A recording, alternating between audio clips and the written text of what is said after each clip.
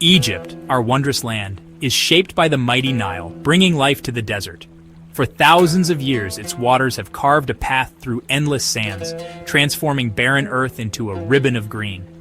The Nile is not just a river, it is the heartbeat of our civilization, the giver of food, water, and hope. Without it, there would be no Egypt, no cities, no stories to tell.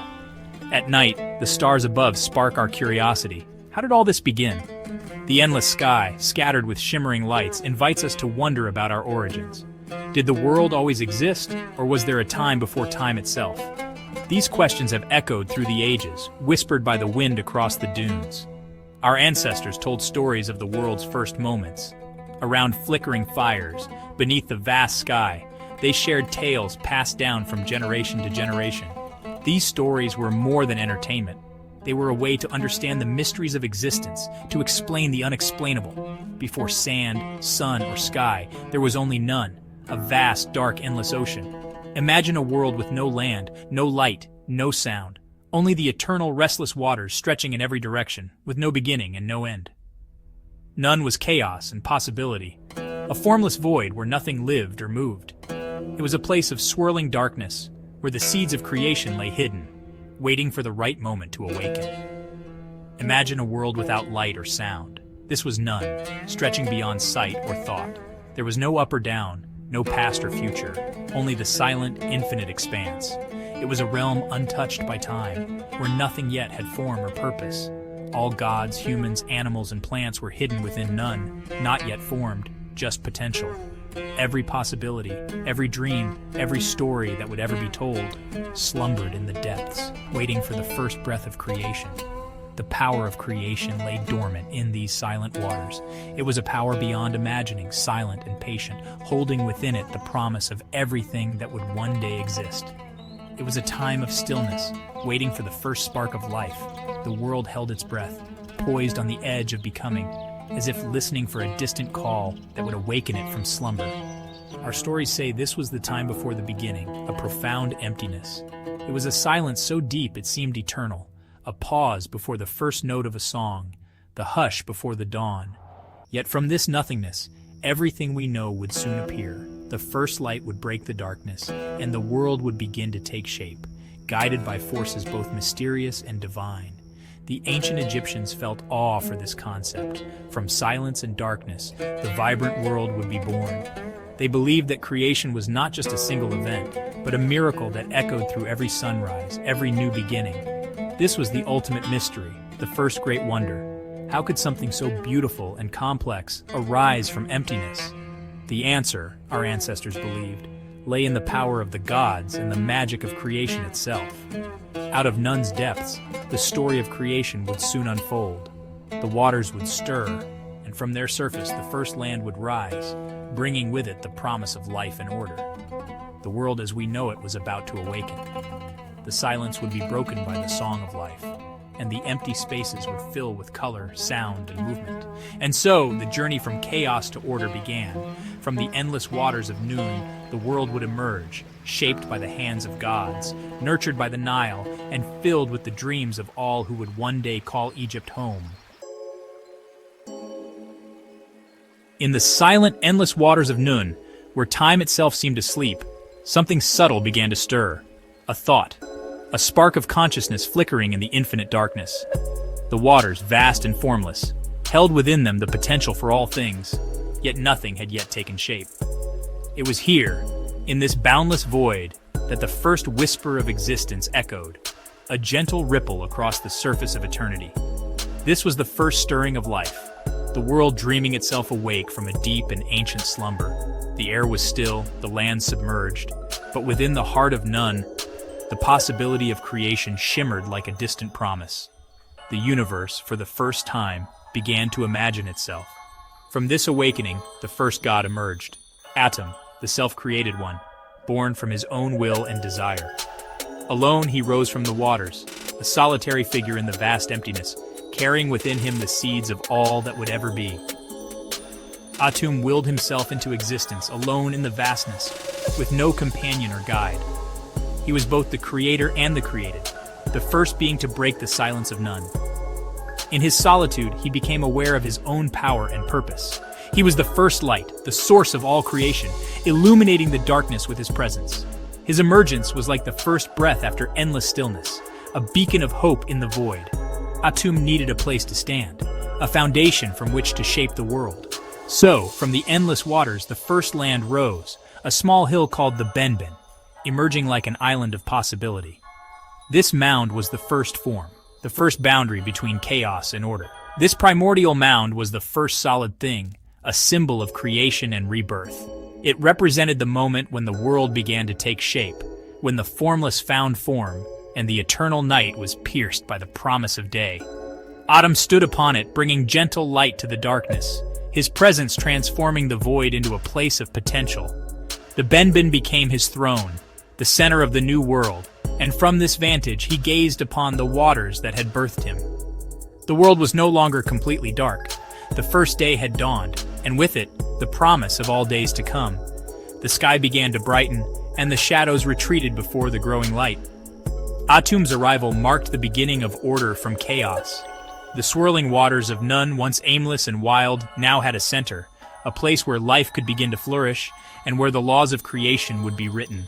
The Benben became sacred, the point where life touched the void, a reminder of the moment when possibility became reality.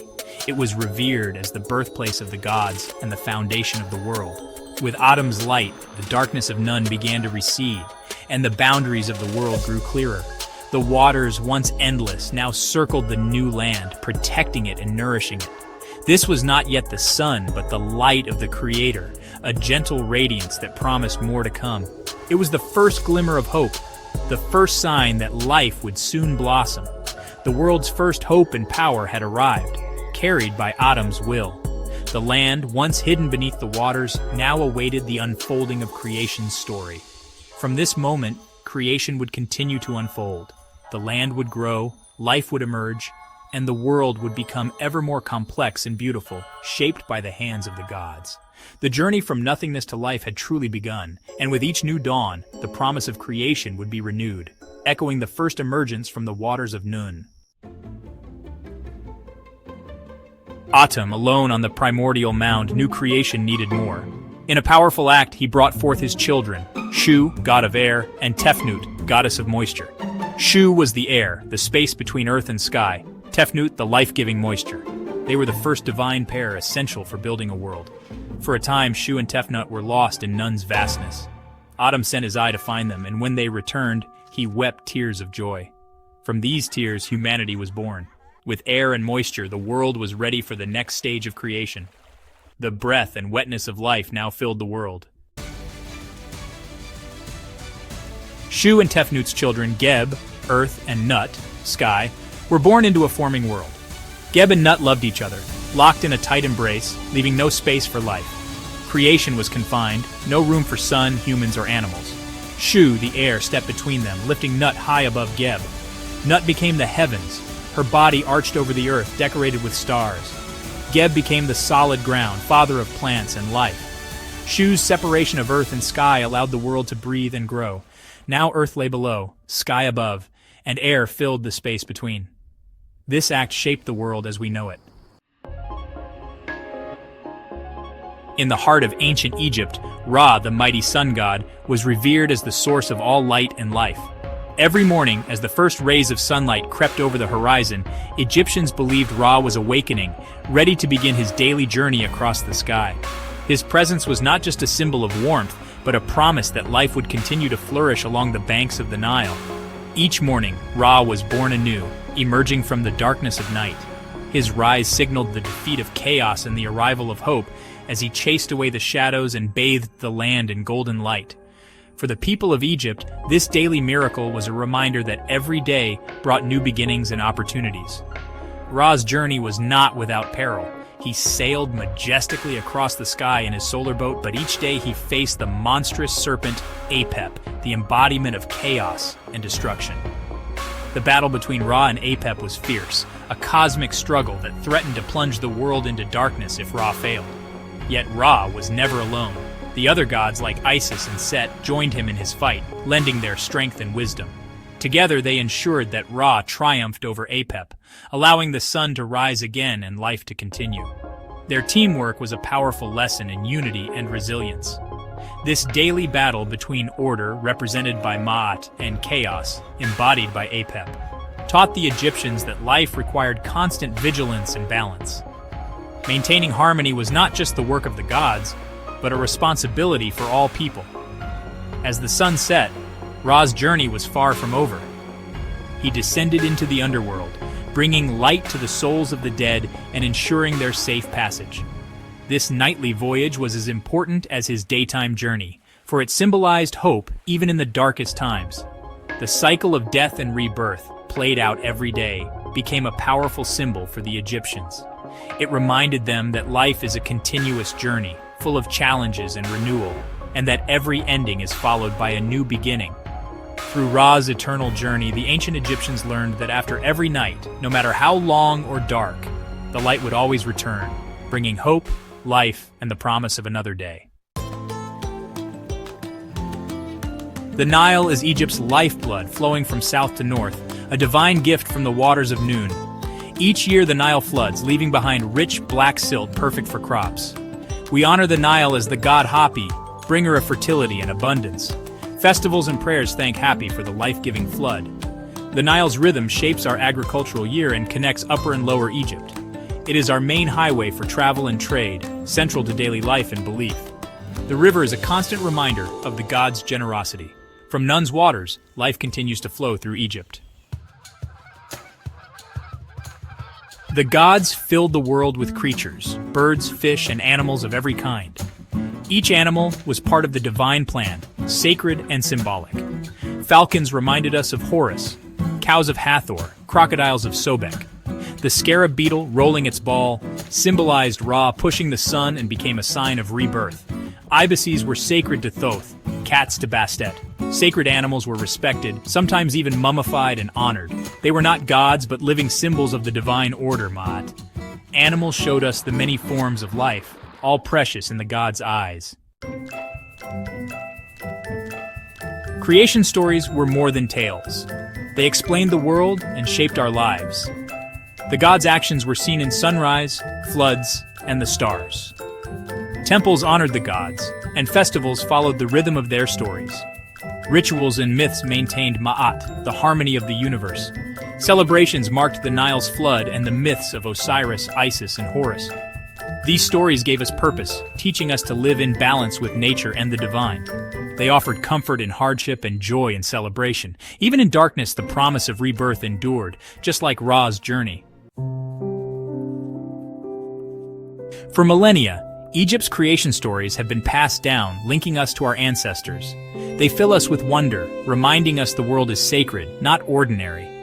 These myths inspire awe and reflect our deep connection to nature and the cycles of life. They carry timeless truths about order, chaos, life, death, and rebirth. The world the gods created is beautiful and mysterious, a testament to our search for meaning. Our ancient tales help us see the divine in all things. We are all part of a grand cosmic story, still unfolding.